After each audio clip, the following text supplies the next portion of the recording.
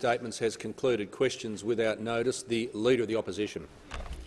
Thank you, Mr Speaker. My question is addressed to the Prime Minister, and I ask this. Where the bloody hell is the National Integrity Commission?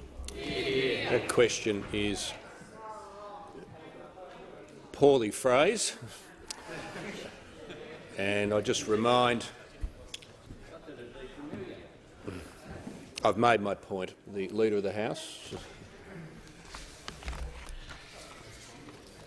Thank you, Mr Speaker, and I thank the Leader of the Opposition for his question. I can tell you one place it's not. It's not on the Labor website that had the donate $5 to Labor underneath there. We need to do more to win back the trust of the Australian people.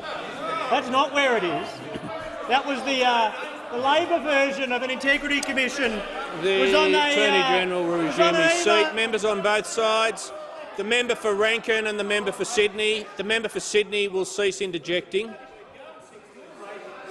The Deputy Prime Minister will cease interjecting.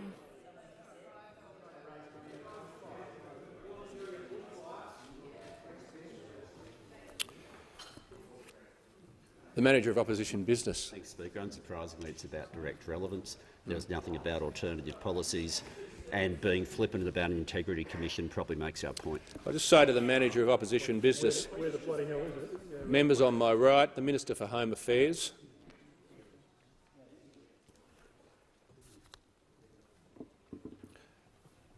I'm just going to say to the Manager of Opposition Business, he's correct. There wasn't a reference to alternative policies. I'm also going to say that that question could have been ruled out if I took a strict interpretation of the standing orders. And I don't need to detain the House by going through them all. I'm simply going to make the point, a question asked in that fashion, you cannot expect any other sort of response, really. If it's asked in that fashion, with that ironical expression, and it's asked where something is, I'm certainly going to allow the Attorney General to address the question. Thank you, Mr Speaker. They don't get irony, unfortunately, because if they did, they wouldn't have asked the question that way. And they put out, in fact, the member for Isaacs put out an email. Something must be done to restore the public's faith in government. We need your support to ensure that a National Integrity Commission gets off the ground. Will you pledge your support? And how do you do that? With a red button donating $5 to the Labor Party. It is a very serious issue, Mr Speaker. And in fact, Attorney General, I would join issue. Attorney General, just pause for a second. Member for Rankin again and again and again. If it continues, it's very predictable what will happen. Members on my right. The Attorney General. Thank you. And the next stage for the Integrity Commission will be a consultation phase, and that will be detailed and it will be extensive. And in fact, why is that necessary? Because it is a serious issue. As the member for Maribong said, as you would appreciate, a reform of this magnitude is complex and would require extensive consultation and design work. The fact that we chose not to conduct that consultation during the height of a global pandemic seemed to be, to us, a matter of some common sense. But we had the member for Sydney on Insiders on the weekend, and she made 3 statements about the Integrity Commission. Unfortunately, all of them were wrong. Every single one of them was wrong. And in fact, one of the very important issues that we would need to consult on is the issue of retrospectivity. Retrospectivity of the criminal law, retrospectivity of standards such as conduct. The member for Sydney said of our model, which we have been very clear about, it can't look at behaviour that has happened in the past. Well, that is just wrong. It is just wrong. The issue of retrospectivity is clearly one that needs to be part of a very detailed consultation process. Now, to the credit of the Greens, they actually did bring a bill into Parliament. It had a remarkably, in our view, vague and low standard for corrupt conduct, and it also believed that new criminal offences and new standards should be applied retrospectively. And what's Labor's position on that issue? They both said that that bill should not pass Parliament and voted for it. And that is what Labor's position is. Our position on the issue of retrospectivity is, I think, well summarised in the words of the former Law Council of Australia President, where he said retrospective legislation directly undermines the rule of law, which requires that laws must be knowable and able to be obeyed. Retrospective legislation is neither. That is just one issue that requires consultation. This is not a game. This will be a very important structure that needs debate and consultation. I call the member for Higgins. Thank you, Mr Speaker. My question is to the Prime Minister. Will the Prime Minister outline to the House how the Morrison government's economic recovery plan outlined in this year's budget is setting up Australia to make the most of digital technology to increase jobs and grow businesses as we come out the other side of the COVID-19 recession? The Prime Minister. Thank you, Mr Speaker, and I thank the member for Higgins for her question, and I thank her for the expertise and the advice that she's provided through to the government as a member of our team through one of the most difficult years in terms of the global pandemic, and I appreciate her input to that process very much. Mr Speaker, it has been a tough year for all Australians, one of the toughest on record for most of us in our living memory. But amidst all those difficult challenges, we've looked for the opportunities, Mr Speaker, amidst those challenges as to how we can drive Australia's recovery, our recovery from the COVID-19 recession. In the early phases of this pandemic, McKinsey's found, Mr Speaker, that digital adoption by consumers and businesses leapt ahead at a pace of 5 years in a period of just 8 months. 9 out of 10 businesses uptook technology in order to ensure their business continuity. 40% of small and medium-sized enterprises established remote work capability, with many more going down that path. So, Mr Speaker, our digital business plan, which formed part of the budget this year, which we indicated last November in our aspiration to ensure that Australia is one of the leading digital economies in the world by 2030. Mr Speaker, that plan, which was concluded in the Economic Recovery Plan, which was this year's budget that was brought down by the Treasurer a few weeks ago, invested $800 million in 4 key projects. First of all, the infrastructure and skills needed to drive a digital economy, particularly the acceleration of 5G rollout and take-up, digital skills training through the Job Trainer program, the digital skills pilot to ensure that the digital skills being picked up by today's workers in whatever industries or roles that they have those digital skills to move forward, supporting our investment in digital infrastructure for communications. Mr Speaker, small and medium-sized enterprises support and their capability specifically addressed, with training for directors, readiness assessment tools to assist small businesses become digital, business partnerships between large businesses and small businesses to ensure they're on the same page and able to use this technology, fit-for-purpose regulations, the consumer data right, which has been hailed by Rod Sims, the chair of the ACCC, as an economic reform as significant as floating the dollar. Today, Mr Speaker, doing business digitally with government to ensure that we're paying people on time, e-invoicing, the digital identity framework, revolutionising how businesses deal with government. This is all part of our digital business strategy for the economic recovery, and it's all on the basis of trust and security, with cybersecurity investments of $1.67 billion, Mr Speaker. That's the plan. Has concluded. Members on my left, the Leader of the Opposition. Thank you, Mr Speaker. My question is addressed to the Prime Minister, and I refer to evidence given today before the Senate by the Attorney-General's Department that the government has had an exposure draft of legislation to create a National Integrity Commission since last December 2019. I ask the Prime Minister, don't Australians have a right to see this draft, and will the government table it? The Prime Minister has the call. Yes, they do, and yes, they will, Mr Speaker. But it may have passed the attention of the Leader of the Labor Party, as it seems to on many occasions, Mr Speaker. But since December of last year, there has been a significant crisis this country has been dealing with, and a rolling set of crises, Mr Speaker. And the Leader of the Opposition is correct. Member for Scarlett. Followed by the COVID-19 pandemic.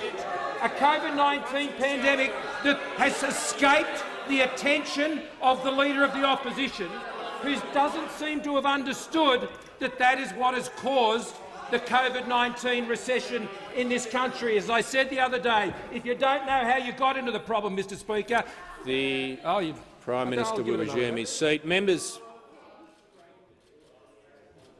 from both sides will cease interjecting. The Leader of the Opposition on a point of order. On relevance, Mr Speaker, the question contained a very specific ask. Will the government table the legislation? They can do that. They can do that today. They could have done it on any day since December 2019. I'll just say to the Leader of the Opposition, the Prime Minister addressed the specifics of the question in perhaps— Sorry, member for Newcastle.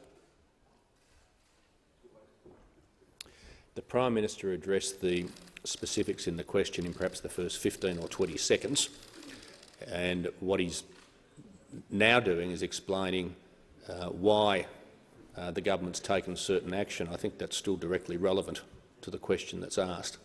So I'll allow the Prime Minister to continue. Mr Speaker, if the Leader of the Opposition doesn't understand how Australia went into a COVID-19 recession, Mr Speaker, he hasn't got the faintest idea how he could get Australia out of that situation, Mr Speaker. But this government knows how, and it was set out in our economic recovery plan for the COVID-19 recession, Mr Speaker, which was in the budget handed down by the Treasurer, which has seen one of the biggest spikes in consumer confidence we've seen in response to a budget since those surveys were undertaken. It was the budget that Australians needed. It is the shot in the arm that Australians have needed, and that's our plan, Mr Speaker. And I call the member for Cowper. Thank you, Deputy Speaker. My question is to the Deputy Prime Minister, Minister for Infrastructure, Transport and Regional Development. Will the Deputy Prime Minister inform the House how the Morrison-McCormack government budget is supporting regional Australia through additional investment in infrastructure, including in my electorate of Cowper? The Deputy Prime Minister. Thank you, Mr Speaker. That's okay.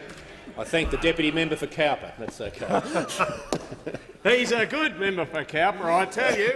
He's looking after those communities and people on the mid-north coast, and he's making sure that the infrastructure is being rolled out in Cowper and indeed the rest of the country. $110 billion of investment in infrastructure to make such a difference to the lives and livelihoods of those people who live in regional Australia, who live in our nation. Our plan invests in every region, in every electorate, in every community through more than 32 projects across Australia. In the budget, the Coffs Harbour bypass received an additional almost $500 million to ensure the delivery of this project, which will remove more than 12,000 vehicles per day from the Coffs Harbour CBD, which will deliver travel time saving of 11 minutes, bypass up to 12 sets of traffic lights and deliver 12,000 direct and indirect jobs. We understand investments in roads and railways as an investment in business, in local communities and in the future. The Singleton Bypass is a $700 million project which will deliver significant benefits for the community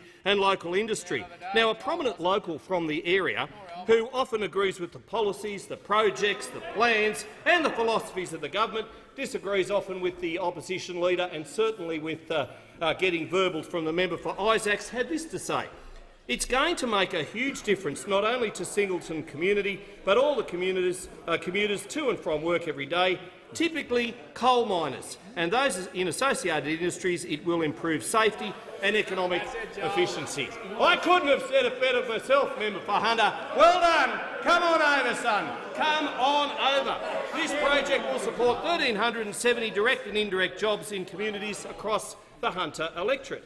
Another project to which the member for Cowper referenced in regional Australia giving benefit is the Barwon Heads Road upgrade, a boon for the local community, much like the South Geelong to Warn Ponds rail upgrades. A prominent local from the area said, "I appreciate the Morrison-McCormack government on message, has taken a bipartisan approach to funding local infrastructure projects. Both projects will have a positive impact on jobs and cut congestion. And we agree with you, Member for Corangamite. Thank you very much for this. And it is bipartisan. I'm happy to work with anyone to get infrastructure built. And your attitude and that of the member for Hunter should be replicated right across that side, because it is refreshing. It is warm to hear, and I know you're championing us for re-election. I know you want to bring us home. Our budget is designed to boost jobs and local economies. That's what we're doing, protecting lives and livelihoods through COVID-19 and building the infrastructure that Australians need, want, expect and deserve. The member for Ballarat. Thank you, Speaker. My question is to the Deputy Prime Minister, and I refer to his answers yesterday. Has the Deputy Prime Minister had any discussions with disgraced former Liberal MP Darryl Maguire regarding any land acquisitions or road projects? The Deputy Prime Minister.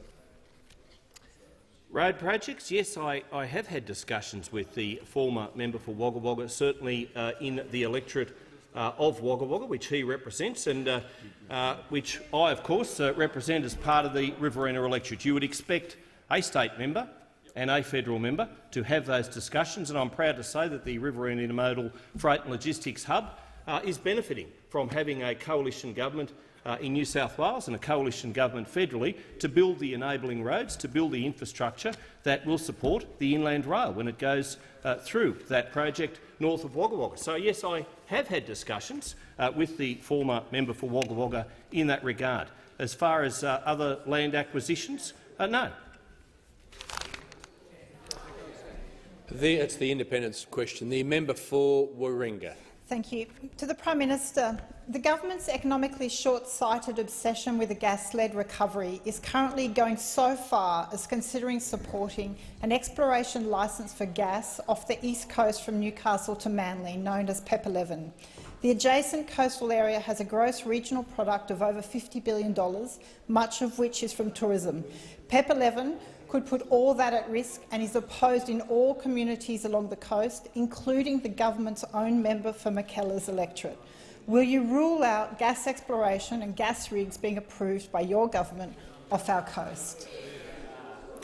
The Minister for Energy and Emissions Reduction. Well, thank you, Mr Speaker, and thank you for the member for an important question about gas and the role that gas can play in our economy and in Australia's recovery from the pandemic. And of course, any gas project that meets stringent environmental approvals, both state and federal, should proceed. But it does have to meet those preconditions. Now, I was up in the Beetaloo Basin just last week, and of course there we see a world-class gas resource that needs to be developed, where approvals have to occur in the right way, and this is the crucial point in answer to your question, and in that way we will get more jobs, more investment, more opportunity for blue-collar workers.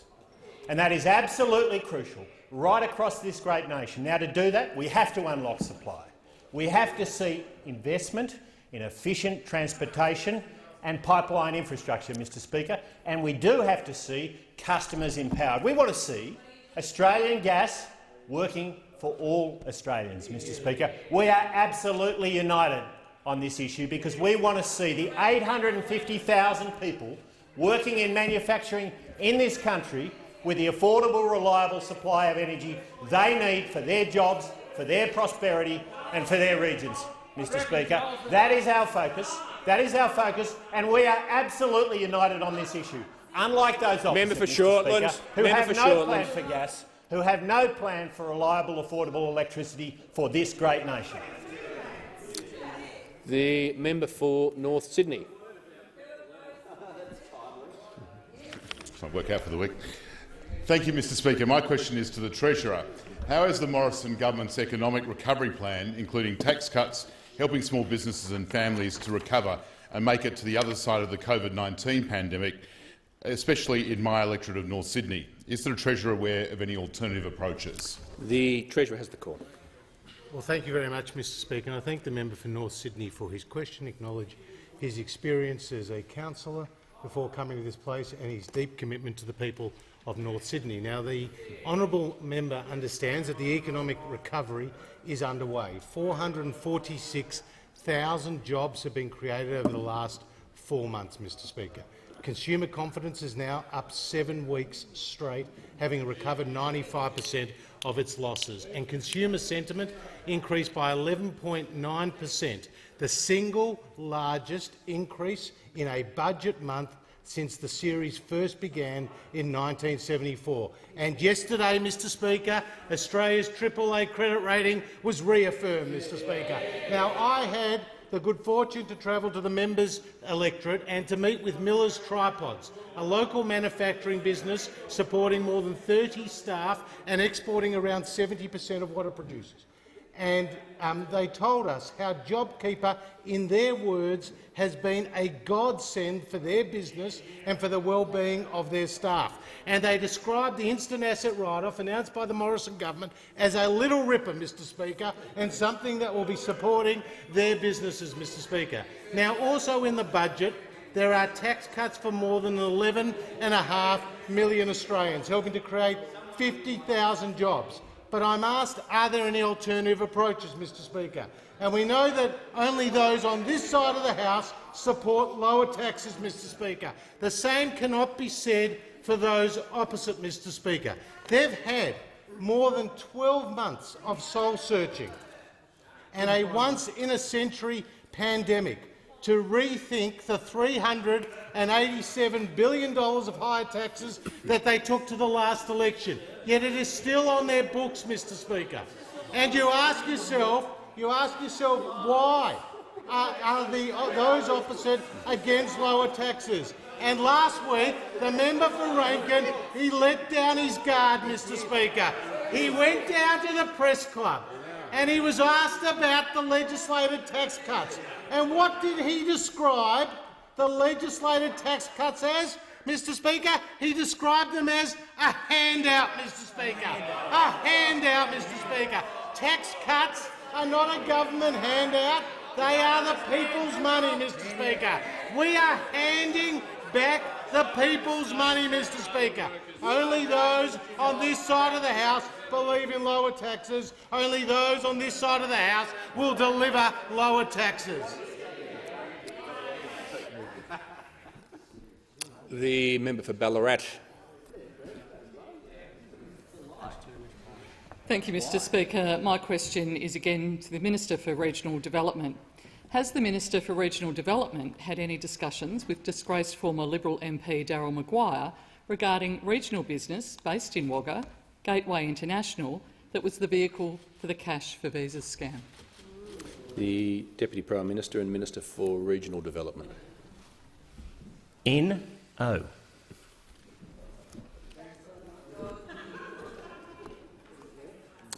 The member for Goldstein. Thank you, Speaker. Speaker, my question is to the Treasurer. Will the Treasurer outline how the Morrison government is lowering the cost of superannuation and helping Australians make a more informed choice about who will manage their retirement savings? And is the Treasurer aware of any alternative approaches? The Treasurer. Well, thank you, Mr Speaker, and I thank the member for Goldstein for his question.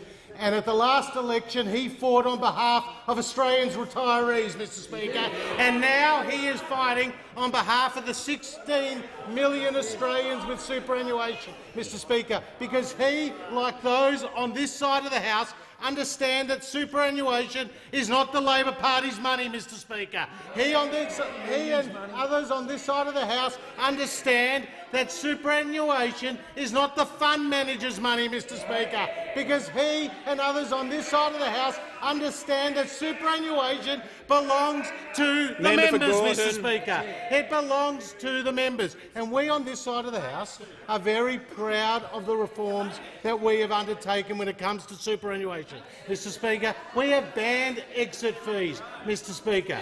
We have been able to consolidate inactive accounts, helping to save $7 $100 million, Mr Speaker. We have also been able to cap the fees on low balance accounts, Mr Speaker, and we've also been able to allow 800,000 people in the enterprise agreements to choose their superannuation fund, Mr Speaker. And also, we've allowed insurance to be opt-in for younger people so they don't have unwanted and unnecessary insurance, Mr Speaker. Now, in this budget, we also made some other significant reforms to super, including preventing the automatic creation of duplicate accounts, because right now there are some 6 million duplicate accounts costing $450 million, Mr Speaker. Now, this is a reform recommended by the Productivity Commission and also recommended by the Hayne Royal Commission, Mr Speaker. And we're also helping by holding underperforming funds to account, Mr Speaker, giving them nowhere to hide, by setting up an annual objective performance test, Mr Speaker, for these funds. And we're making it also easier for superannuation members to choose their fund by setting up a website with the ATO with APRA data, which will rank the MySuper products in terms of both fees and returns, Mr Speaker. So that is our policies. Our policies are set out in the budget, will save members $17.9 billion over the decade, Mr Speaker. That is in stark contrast to the superannuation tax that those opposite took to the last election and remains on their books, Mr Speaker. So when it comes to superannuation, Mr Speaker, when it comes to superannuation members, when it comes to defending their interests, when it comes to driving down fees, when it comes to ensuring that they get into better performing funds, only this side of the House will deliver those reforms. The member for Ballarat. Thank you, Speaker. My question is to the Minister for Regional Development, and I refer to his earlier answer. When was the last time the Minister for Regional Development had contact with Wagga-based businessman and disgraced former Liberal MP Darryl Maguire?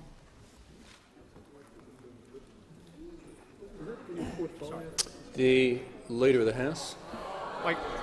I can't see how that's related to the Deputy Prime Minister's portfolio, and I'm failing to see how it's related to the last question.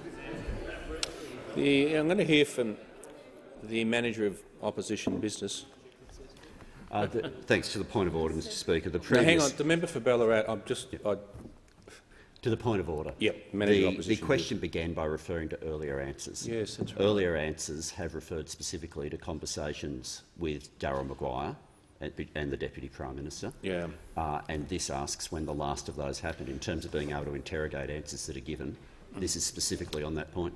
Yeah. No, look, I'm going to uphold the Leader of the House's point on this. We've been over this ground before. It is certainly the case that you can ask about previous answers.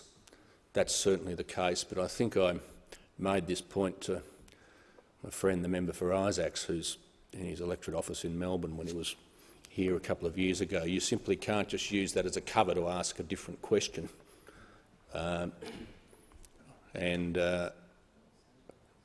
think there's no way that is in order. I mean, if there was something in the previous answer that you were seeking, but each of the previous questions were quite specific, okay, about roads or other projects, to then just ask when someone's met with someone, that's not within the minister's. No, it's not, and there's been lots of questions ruled out of order, and I can rule on it for as long as you want me to, but I'm very sure that that's out of order.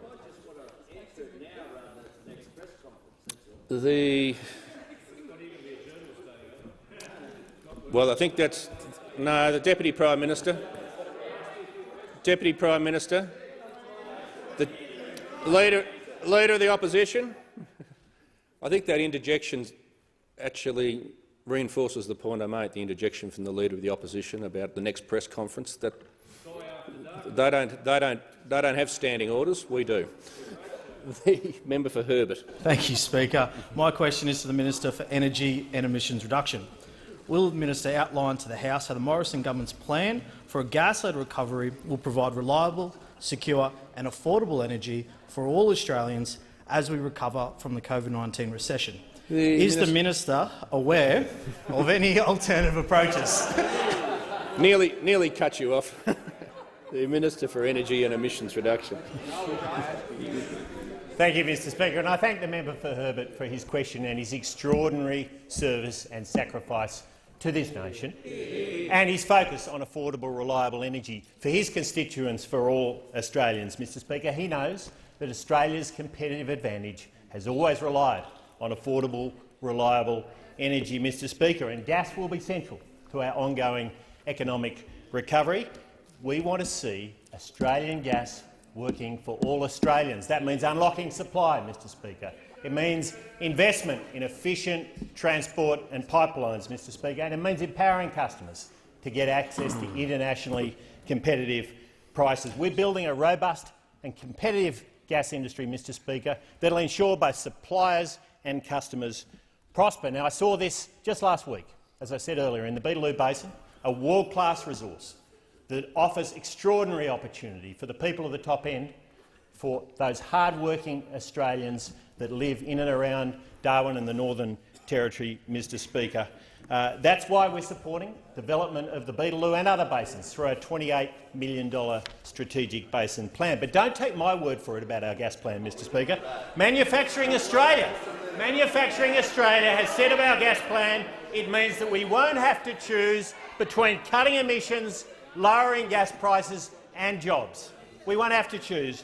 Now, the truth is, Mr Speaker, there are alternative approaches, but I have no idea what the approach is of those opposite, because they don't have a plan. On the one hand, you have Lean, Mr Speaker, led by the member for Hindmarsh and the member for Shortland, who are running around the countryside supporting the Greens, in the words of Peter Jordan at the CFMEU, Mr Speaker. Lean's submission to Labor's electoral review confirms what we all suspected. They are against development in the Beetaloo Basin, Mr Speaker. They're against it because it hurts their preference deal with the Greens.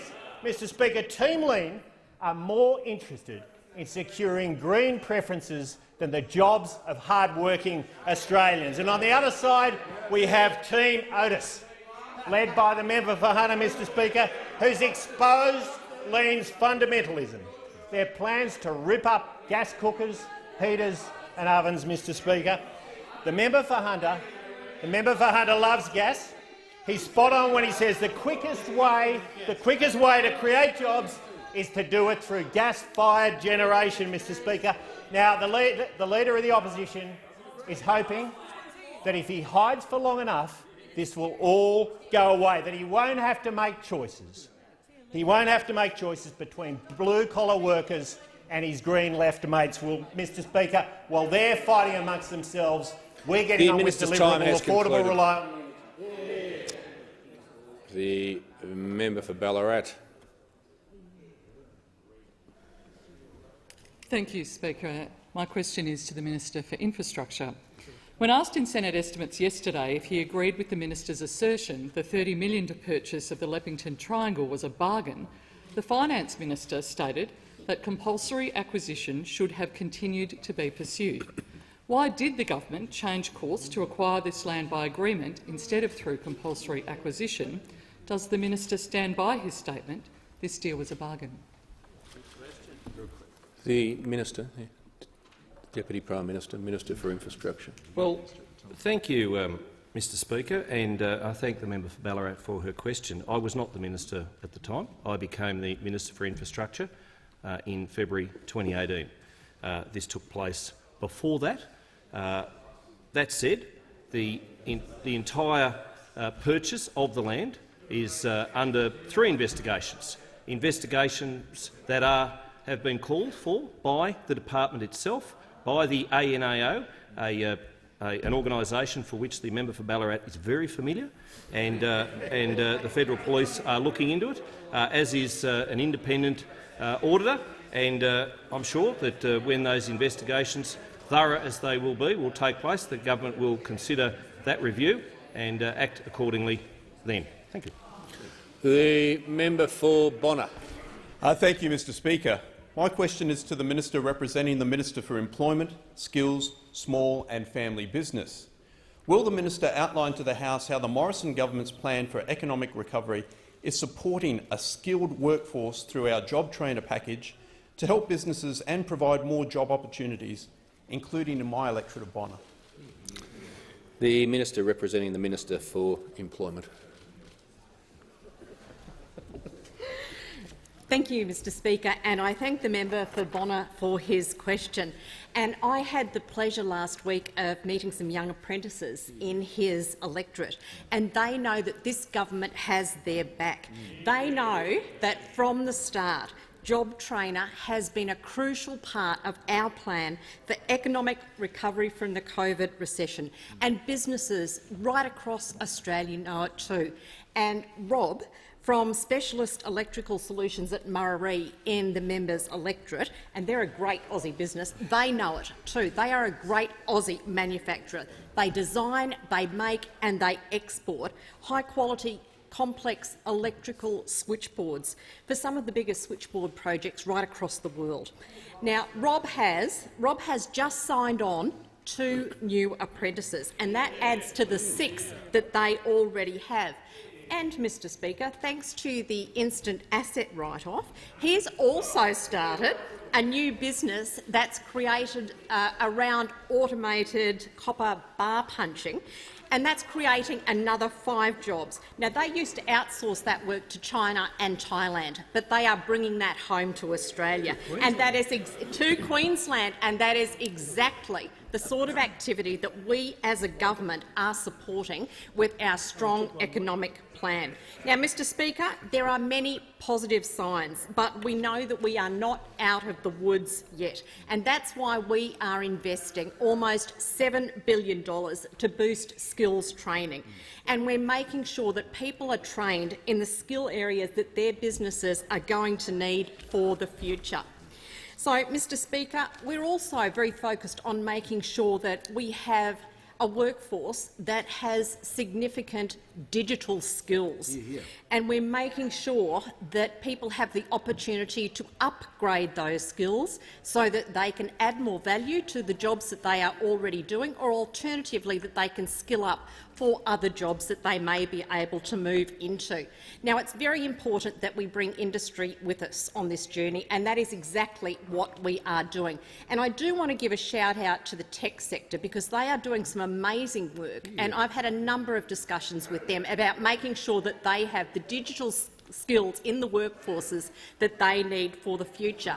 Now, as the result of a discussion that we had back in April, when the discussion very quickly went to digital skills, the tech sector has stepped up and they've taken the initiative and they've launched Skill Finder, which is an online marketplace where people can get the technical and digital skills that are going to be immediately useful to them in their jobs and, of course, to their employer. So we back the digital economy, and we are very committed to growing it in Australia. Has concluded. The Manager of Opposition Business. Thanks, Speaker. My question is to the Minister for Communications. Yesterday in this House, the Minister said that he stood by his answers at the National Press Club in relation to the Leppington Triangle Airport route. Those comments included a statement that when he read the Auditor-General's report, he, and I quote, "absolutely learned things that I did not know before," end quote. Can the Minister inform this House what he learned? The Minister for Communications. Well, I do thank the Shadow Minister for his question. I was asked a number of questions when I spoke at the National Press Club on the 23rd of last month about the Leppington Triangle matter, and I gave very comprehensive answers to those questions, and I stand by those answers. The member for Robertson. Thank you, Mr Speaker, and my question is to the Minister for Education. Will the Minister please update the House on how the Morrison government is supporting Australia's world-class university research and encouraging stronger links with industry to drive jobs in our post-COVID-19 economic recovery? The Minister for Education.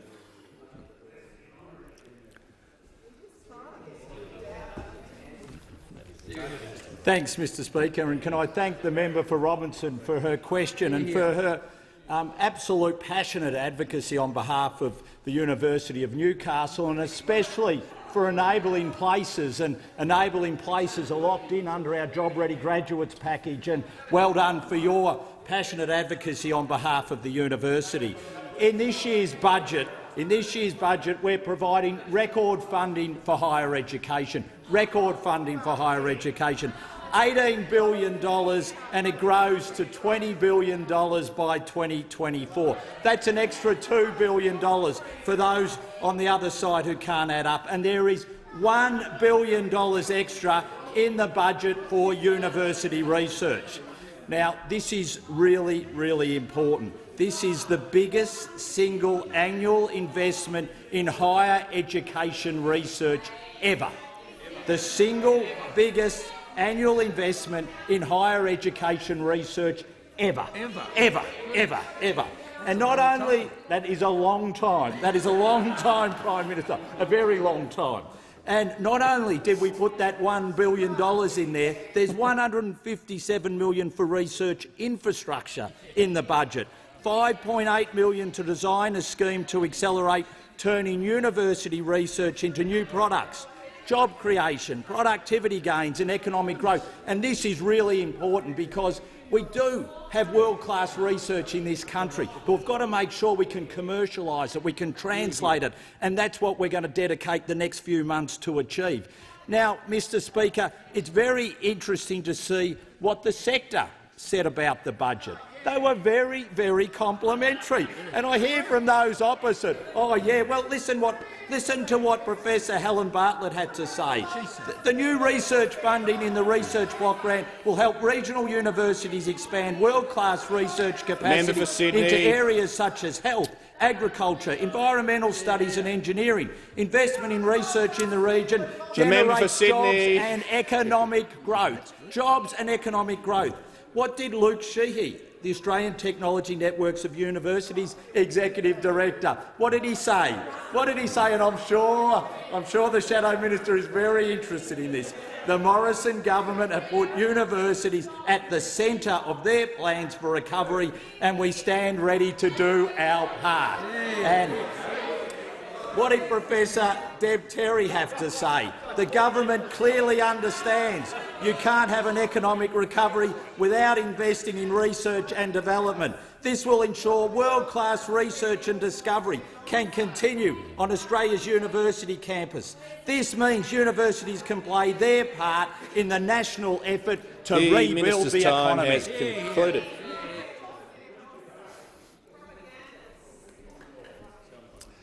The Deputy Leader of the Opposition. Thank you, Mr Speaker. My question is to the Prime Minister. Last night it was revealed Peter Croney, an associate of John Howard and the current Treasurer, was awarded a contract worth $242,000 with the Bushfire Recovery Agency based on the recommendation of the Prime Minister's office. The head of the agency, Andrew Colvin, confirmed this week he'd never heard of the bloke. When Australia was suffering its worst bushfires, why did the Prime Minister's office give a job to the bloke they all call Croney? Why did Croney get the job? The Prime Minister has the call. The initial contract, Mr Speaker, and in fact the entire payment that was made was $136,237.98, and that was for a period of work that ran from the 13th of January to the 2nd of June 2020. The member referred to another figure which was well above what was actually paid to the individual who was, as he rightly noted, was employed in that role by the National Bushfire Recovery Agency, and the decisions were made there and with the assistance of the Department of Prime Minister Cabinet, who ensures that these matters, Mr Speaker, are dealt with in the appropriate way. But those opposite may know that Mr Crone has worked as an economist throughout his working life. He worked at the Commonwealth Treasury for 7 years. He worked for the Office of Premier in Victoria as an economist, the Office of Prime Minister. He worked for Access Economics. He worked for the National Commission of Audit, the Business Council of Australia, Coles, Ernst & Young, as a respected economist, a master's degree in economics and a bachelor's economics degree from the University of Western Australia, Mr Speaker. So Mr Crone is an eminently qualified economist, His political views are a matter for him, Mr Speaker, just as any other economist that the government may employ. Mr Speaker, the Secretary of Treasury himself, an outstanding economist, served the previous government extremely well. So on this side of the House, Mr Speaker, if you're good at your job, you'll get a job, Mr Speaker. That's how it works. That's how it works, Mr Members Speaker. on my left. That's why the Secretary of the Department of Home Affairs, Mr Speaker, an outstanding public servant, and the head of the Attorney General's Department, Mr Speaker, both sat at the same desk in Kim Beazley's office when he was leader of the opposition. Mr Speaker, where there's talent and good works and good experience and great skills, Mr Speaker, we'll put that to work for Australia. That's exactly what we'll do. Mr Speaker, I know there's one job the Leader of the Opposition would never get a job for, and that is to be an economist, Mr Speaker. He has no qualifications in that area whatsoever. The member for Moncrieff. Member for Moncrieff. Thank you, Mr Speaker. My question is to the Minister for the Environment. Will the minister update the House on how the Morrison government is supporting Australian jobs and our economic recovery from the COVID-19 recession through major environmental initiatives in waste and recycling? The Minister for the Environment.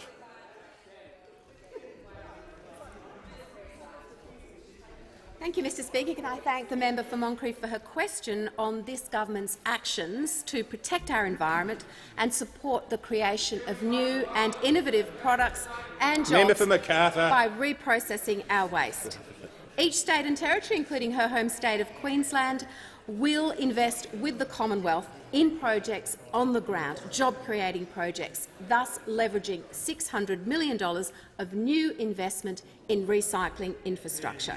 This will not only divert over 10 million tonnes of resources from landfill, it will create more than 10,000 jobs through the largest renewal of the waste and recycling industry capability in our history.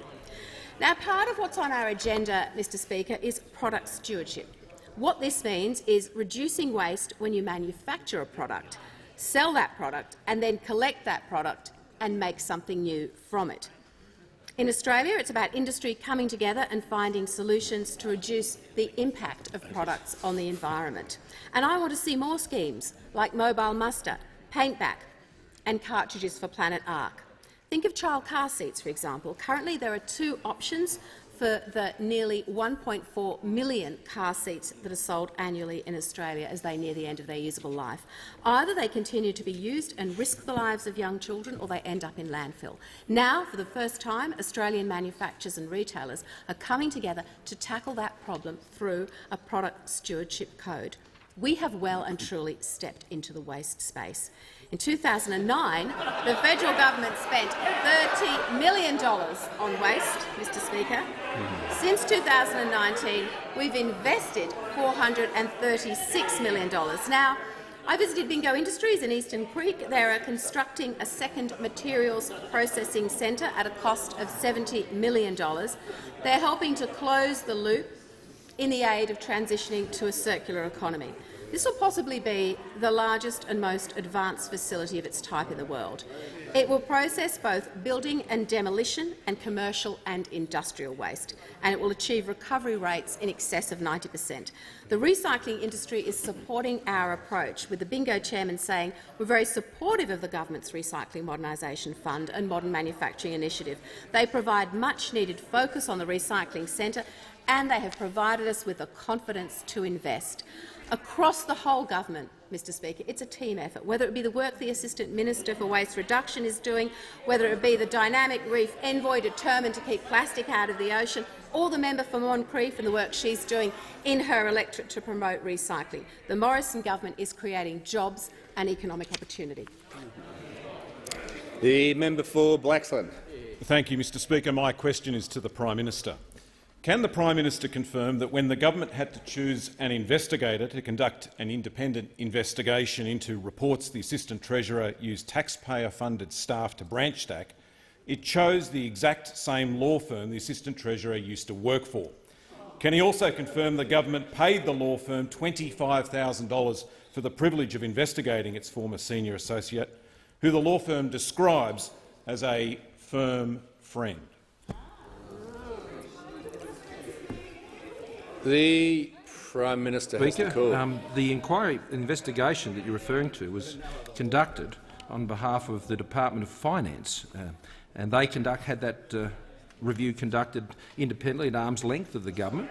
The minister was rightly not consulted about the structure or the manner of the review. He engaged freely and complied with the request of the Department of Finance at all times, and this was made clear in the department's statement. Mr Speaker, the member casts an aspersion on a well-respected legal firm that deals a well-respected legal firm, Mr Speaker, who undertake these matters, as many firms do, for governments all around the country from time to time, Mr Speaker.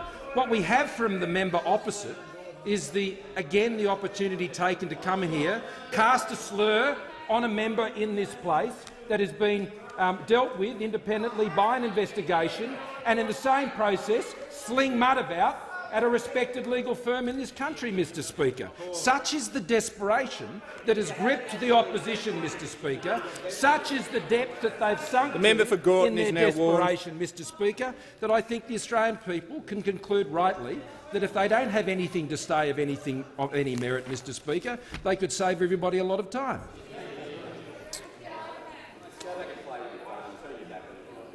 The member for Braddon. Thanks, Mr Speaker. My question is to the Minister representing the Minister for Defence. Will the Minister update the House on how the Morrison government is working to strengthen the Australian Defence Force? And Minister, how is the government working with international partners to keep Australians safe? The Minister for Home Affairs. Thank you very much, Mr Speaker. I thank the member for Braddon. Thank him for his service to our country as well. And obviously the Morrison government is absolutely committed to making sure that we can put greater support, greater financial and moral support into the Australian Defence Force. We know that under the opposition, defence spending dipped to 1.56% of GDP, which was the lowest level since 1938. And, Mr Speaker, because we've been able to manage the economy well, because we've been able to manage the budget well, because of strong economic management, Mr Speaker, we have been able to build a stronger, more prosperous Australia and indeed a safer region as a result. Now, we do face as a country many significant challenges in what is certainly an evolving global security environment, Mr Speaker. It is absolutely critical that we provide support to our servicemen and women who defend our nation, not just here but across the world, in our different equities, and we are backing our armed forces in a way that no government before has. We are investing $270 billion in defence, Mr Speaker, in defence capability over the next decade, and these investments are getting the best equipment into the hands of those servicemen and women while creating opportunities for our defence industry in Australia to create jobs in local communities right across the country. Now, Mr Speaker, over 15,000 companies and 70,000 Australian workers are benefiting from the Morrison government's investment in defence, and these numbers will continue to grow. We are building more than 70 naval vessels in our country, and we know that when Labor was in government over a 6-year period, they built how many vessels? How many naval vessels? I mean, I'd like to say just one, just to try and provide them with some cover, but not one, Mr Speaker. Not one. They didn't build anything. They were right into boats. They were right into boats, but not into building boats, only into receiving the boats from other parts of the world, Mr Speaker, and we know the detail of that tragedy. Now, Mr Speaker, we have, as Minister Reynolds has announced, a very significant engagement, and it builds on the work that the Prime Minister has done with Prime Minister Modi in June to increase and improve and enhance that collaboration. It is a very significant partnership that we are endeavouring to build with India, but also, of course, with Japan and our traditional ally in the United States. We have a lot to be proud of in that relationship, and there is a lot of upside as we continue on the Malabar naval exercise. It will mean that our service personnel can continue to work together to build those relationships, and that is very important for not only our country's interests but for our regional interests as well. And I commend all of those in the Defence Force that have worked very hard to make that a reality. The Manager of Opposition Business. Thanks, Speaker. My question is to the Minister for Energy and Emissions Reduction. I refer to his previous answers where he's been connected to scandals on water buybacks, the destruction of critically endangered grasslands, a fake City of Sydney document and, for the second time now, an ICAC investigation, this time about land near Western Sydney Airport. Can the minister please name which scandals from this government he has not been involved with? That question is out of order. Let's move to the next one. The member for Forde. Thank you, Mr Speaker. And my question is to the Minister for Population, Cities and Urban Infrastructure. Will the minister outline to the House how the Morrison government's budget infrastructure package will create jobs which will be of critical importance as we come out the other side of the COVID-19 crisis? The minister has the call.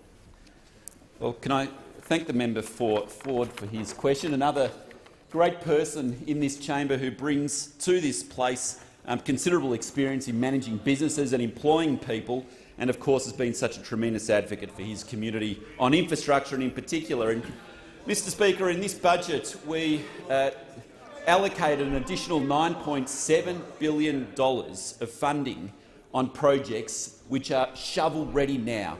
And those $9.7 billion of funding will deliver a further 30,000 jobs across this great nation.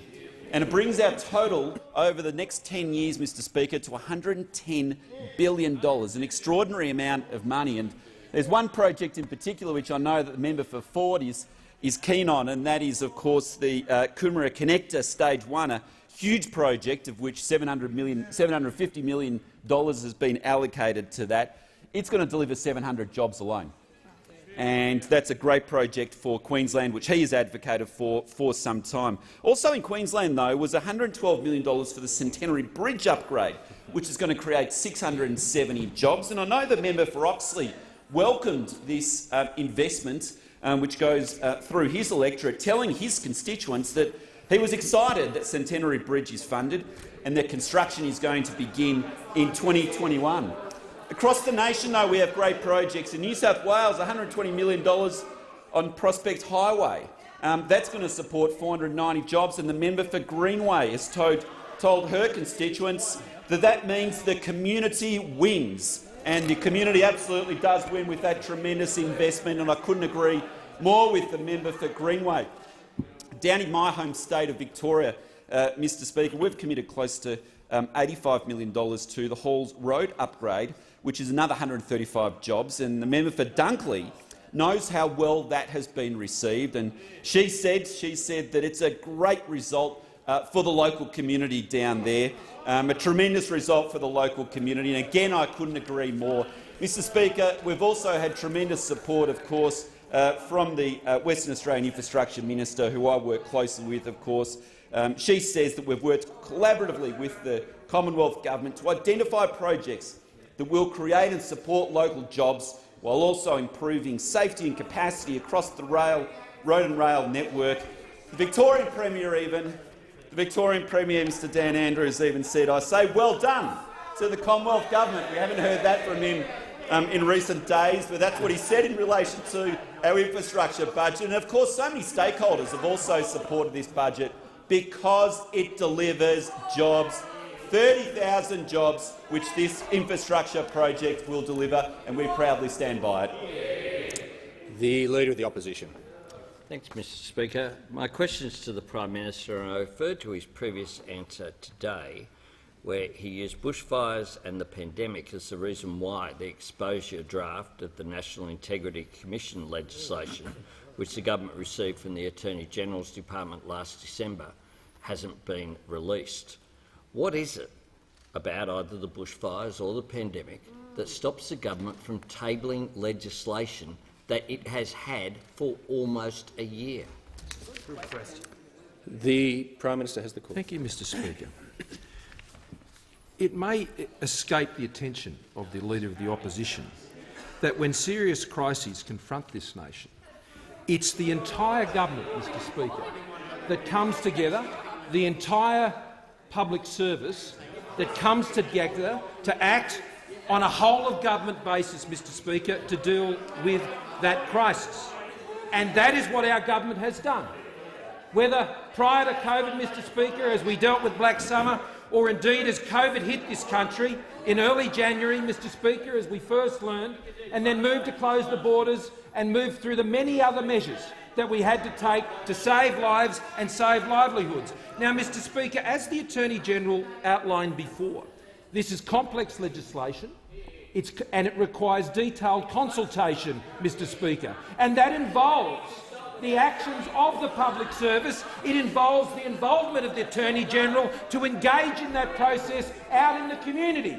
Now, Mr Speaker, I was not going to have one public servant diverted from the task of focusing on our Members on my approach to dealing with this pandemic, Mr Speaker, as the Leader of the Opposition would suggest. It may have escaped the attention of the Leader of the Opposition that the Attorney-General has been involved for many months now, Mr Speaker, in bringing both employers and employee representatives together to fashion a set of proposals to get more Australians back to work. Mr Speaker, the Leader of the Opposition doesn't understand the crisis facing this nation, and that makes him totally inequipped to participate in ensuring Australian lives and livelihoods can be protected. The member for Nichols. Thank you, Speaker. My question is to the Minister for Health. Noting that today is Headspace Day, will the Minister please update the House on how the Morrison-McCormack government is supporting young Australians, particularly those living in Victoria, with increased access to vital mental health services and support? The Minister for Health. Thanks very much, Mr Speaker, and I want to thank the member for Nichols for what is a very important question on National Headspace Day. And I'm pleased that we've been able to support the youth in his electorate with Headspace in Shepparton, and work is being completed now on bringing Headspace to Echuca, as it is in more places around the country. We've gone from, I believe, 56 Headspaces across Australia when we came to government to 124 now, and we're on track for 153 over the course of the next 2 years. We do this because, even in the best of years, youth mental health is a national challenge. We know that in any 1 year, 1 in 4 young Australians, 560,000 young Australians are struggling with the challenge of mental health. It's in every one of our electorates, and virtually every one of our families will have been connected to it over time. And so against that background, it's been made harder this year by the challenges of COVID. What we've seen is that MBS items for mental health over the last month have increased by 14% nationally, but 31% in Victoria, where things are so much harder still. We've seen in particular for young people with Kids Helpline in Victoria a 24% higher rate of utilisation over the last month than the rest of the nation. But perhaps most concerningly, the latest figures I've been given by the Department of Health is that there has been an increase of 40% in presentations for eating disorders by young people in Victoria over the 6 weeks to the end of September. And that's an agonising condition.